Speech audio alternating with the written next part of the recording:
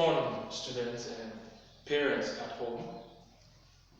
You're welcome to our further mathematics class. My name is Mr. Peter, and I'm the further maths teacher for SS1.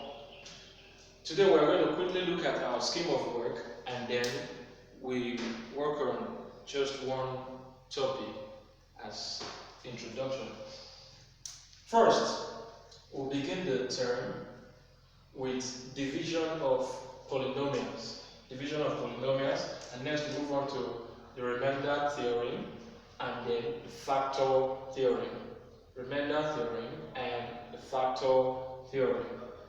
Next is polynomial identities, and then area of triangles using half AB sine C. You know, most of you, the one you know is half base times height.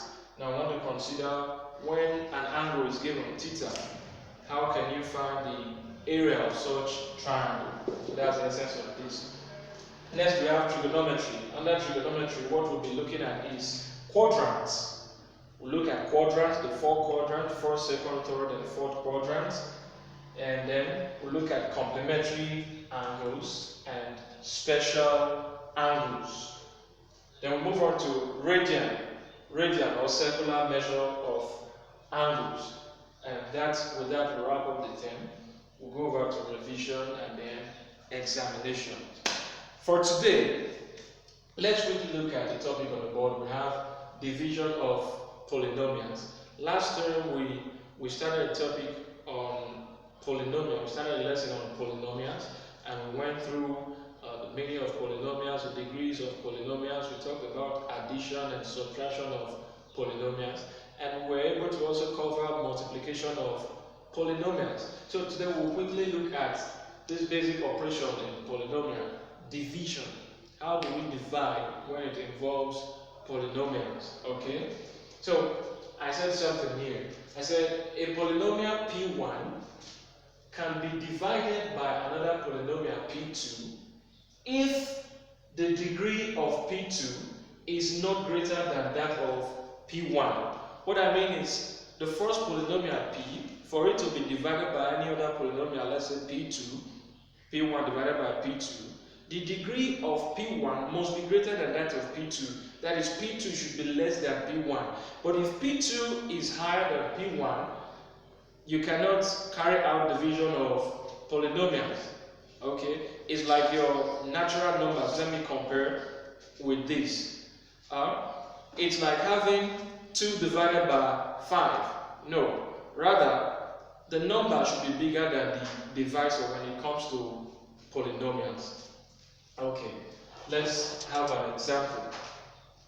I said divide x cubed plus 3x squared minus x plus 1 by x minus 2. Let's do this division. And the method we're using is the long division method. By the long division method, we write down the polynomial. You see where my hand is? This one is referred to as a polynomial P. I indicated the polynomial P. Then this is the divisor. And then whatever you are arriving at, you place it here as the quotient. And in most cases, something may be left over. That's referred to as the remainder, which is down this way. So let's go through it quickly. X cubed. Now what I would advise you is, in division of polynomial, always consider first term, each first term at every step. In this case, our first term is x cubed. Consider the first term as well as the divisor. Think in your mind, what can I multiply with x to give me this first term? That's a simple drill. If you can think of a number that you can multiply with this x minus 2 to give me this first term, x cubed, then we can proceed from there. For instance, when you multiply by 1, x times 1 will still give you what? X. So we can't go with that. If you multiply by x times x will give you x squared. It's not up to this first term. So you keep trying. When we multiply by x squared, okay, in your rough place, what's this? X minus 2 times x squared. When you multiply, you have x squared times x will give you what? X cubed. Which means the first thing we should multiply will be what? X squared. So in that case, you put down what here? X squared. Write it here. Come down, and then what's next? This x squared times this divisor. Whatever you have, you place it down here. Okay, that would be x squared times x will give you x cubed. X squared times minus 2 will give you minus 2x squared. That's the result you have here. Underline it and subtract it from the polynomial. Subtract.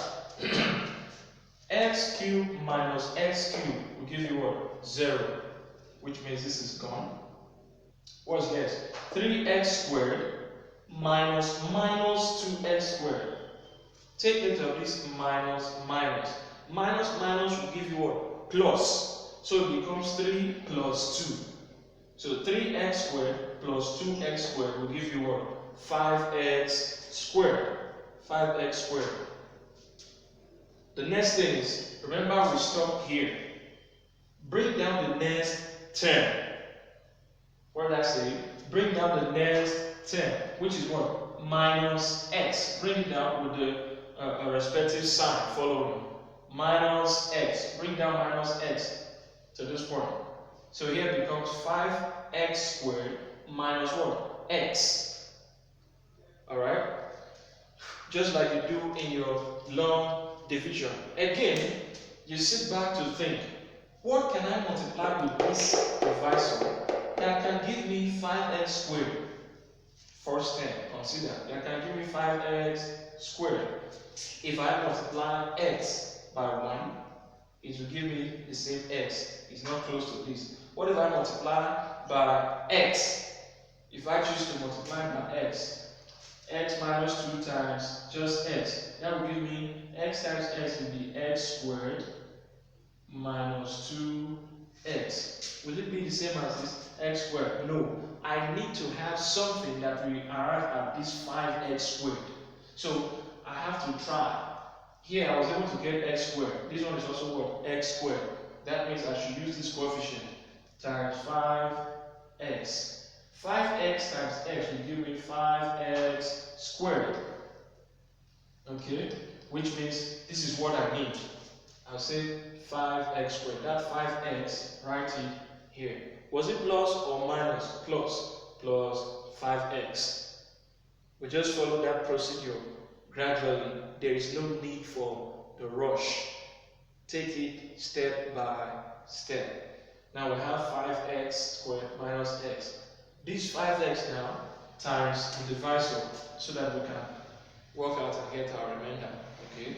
That would be 5x times x, 5x times this x will give us what? 5x squared. Next we have 5x times minus 2. 5x times minus 2. Before you do anything, work on the sign. Plus times minus will give us what? Minus. Then you say 5 times what? 2. That will give us 10 times x. 10x. So far, we've gotten 5x squared minus 10x. Okay? What next should you do? Minus. Always subtract. Now, you would notice at this point that all we are doing is we are trying to eliminate first term. We keep eliminating first term by thinking of a number that we can multiply by with the divisor that we eliminate that first term. That's what we're doing. You keep doing that until there is nothing else to eliminate, until there is no more x term, no more x in the polynomial. Okay. Next stage now, let's subtract. 5x squared minus 5x squared will be what? 0. We have eliminated that. This term is gone. What is left now is, watch this. You have to be very careful here. This will be minus x minus 10x. I'll say that again. Minus x minus 10x. First thing you should do, note this. Minus x means what? Minus 1x. I told you before, whenever you have a variable and no coefficient is written, it means it is what? 1x. 1y, 1a, 1b. Okay, we have gone through all that before. So this is minus 1x. In your rough book, you can decide to write it out. Minus 1x. That's what that means. Okay. Next is this. Minus 5x minus what? Sorry. Minus 10x. Minus x minus 10x. Work on these two minus. It's like writing like this. Minus 10x. You see? In this case, with this bracket, minus times minus will become what? Plus. That means this automatically becomes minus x minus 10x automatically becomes what? Minus x plus. Minus times minus becomes what? Plus 10x. Which you can rewrite as 10x minus what? X. And 10x minus x will give us what? 9x. Take note of this. Will give us 9x. Now we have 9x. What's the last step? Remember, it's plus 1. Bring it down. Plus 1. Again, let's think. What can I multiply with the divisor to give me 9x? 9. Simple. 9 times x will give you 9x. There's no much stress there. So multiply by 9. Put down the 9 here. Plus 9. If it were minus, it becomes minus 9. Okay? So 9 times x gives you 9x. 9 times minus 2 gives you what? Minus 18. Again, subtract. When you subtract, this 9x will be eliminated. What you have left would be 1 minus 18. 1 minus 18. The same thing we did here will happen. Minus times minus becomes what? Plus. So this becomes 1 plus 18, which is equal to 19. That would be the 19. And to round it off, these are things you should know. First, you have the parts of the division of the polynomials.